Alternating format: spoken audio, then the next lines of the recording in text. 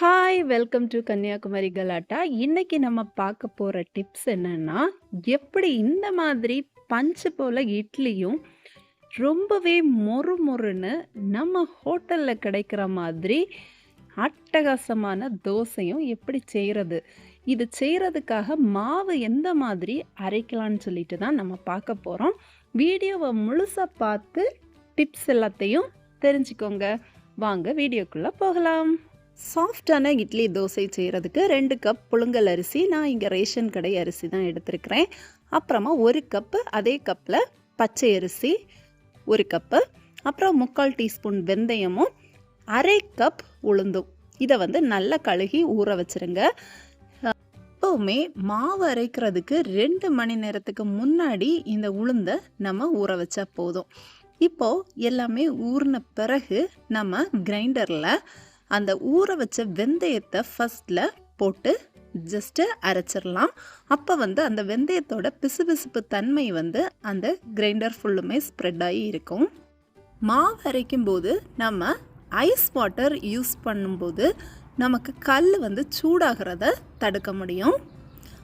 இப்போது வெந்தயம் சுமாராக அரைஞ்சு அந்த பிசுபிசுப்பு தன்மையெல்லாம் ஸ்ப்ரெட் ஆகிட்டு, அதுக்கப்புறமா நம்ம அரை கப் உளுந்தையும் சேர்த்து அரைக்கலாம்.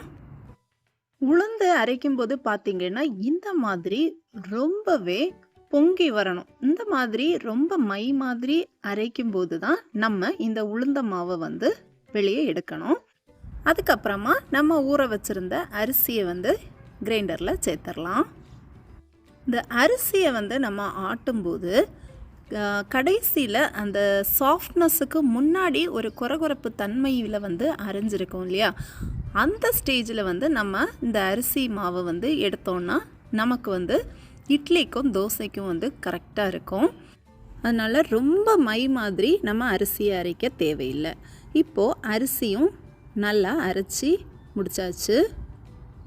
உங்களுக்கு வீடியோவில் பார்க்கும்போதே தெரியும், ஒரு குறகுறப்பு தன்மை லைட்டாக அதில் தெரியும் இந்த மாவில்.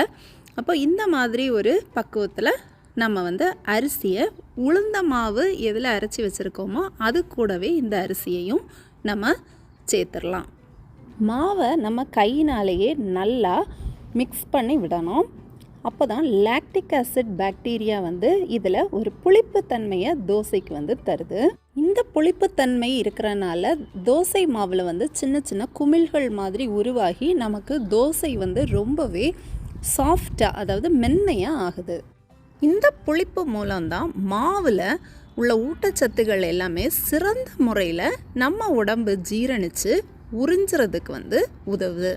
இதனால் விட்டமின் பி மற்றும் ப்ரோபயாட்டிக் போன்ற நல்ல பாக்டீரியாக்களும் உருவாகி ஆரோக்கியத்துக்கு உகந்ததாக இருக்குது. நீங்கள் புளிக்காத மாவை தோசைக்கு யூஸ் பண்ணும்போது சரியாக மாவு பரவாத மாதிரி இருக்கும். ஆனால் புளிச்ச மாவு பார்த்திங்கன்னா சீராக பரவுறது மட்டும் இல்லாமல் தோசையுடைய சுவை ரொம்பவே சிறப்பாக இருக்கிறத நீங்கள் பார்க்கலாம். அதனால தான் இந்த மாதிரி கை வச்சு நல்ல மாவை நம்ம பிசையணும்னு சொல்கிறேன். வெப்பநிலையை பொறுத்து பொதுவாக 8லிருந்து 12 மணி நேரம் வரைக்கும் நம்ம மாவை புளிக்க விடுறது ரொம்பவே சிறப்பானதாக இருக்கும். சில சூழ்நிலைக்கேற்ப வெப்பத்தை பொறுத்து இது மாறுபடுறதா இருக்கும். இதுக்கு தேவையான அளவு உப்பும் நம்ம சேர்த்து இதை புளிக்க வைக்கலாம்.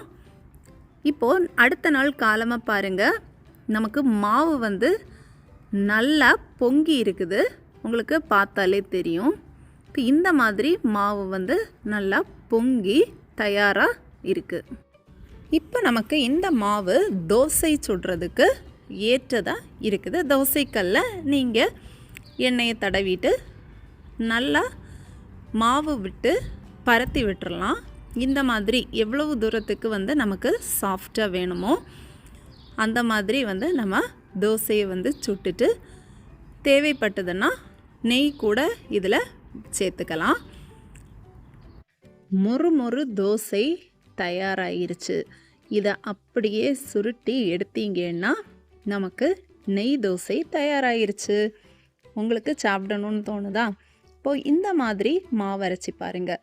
அதுக்கப்புறமா இதே மாவில் நமக்கு இட்லியும் தயாராக இருக்குது பாருங்கள்.